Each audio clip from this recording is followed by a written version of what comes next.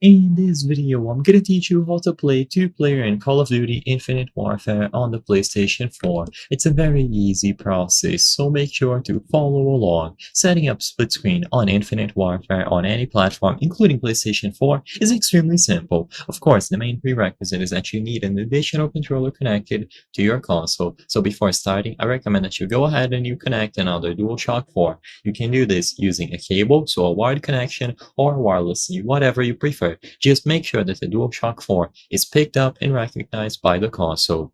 Usually, when you connect an additional controller that you have never connected before, there will be a pop-up telling you to assign a PlayStation Network account. This is very important. I recommend taking the time to set up a PSN account or a user account to assign to that controller, but you can try using it as a guest. And as long as you choose either a PSN account or a guest account, this should work when you get inside of Infinite Warfare.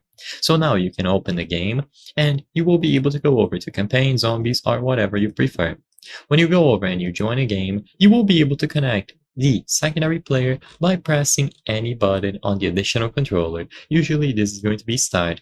There will be a notification somewhere telling you to press a specific button, and as long as you follow along and you press that specific button displayed on your screen on the lobby, you will be able to load in and play split screen. It is as simple as choosing the option and making sure that the controller is properly connected. As soon as you press the additional button on the controller, the secondary player will appear under the player list and the host can go ahead and start the match. You will be able to do split screen on the main modes of Call of Duty Infinite Warfare. You just have to make sure that the controller was connected and you press a specific button to play. Usually, you will see a notification at the bottom left corner telling you to press X or whatever button to load in.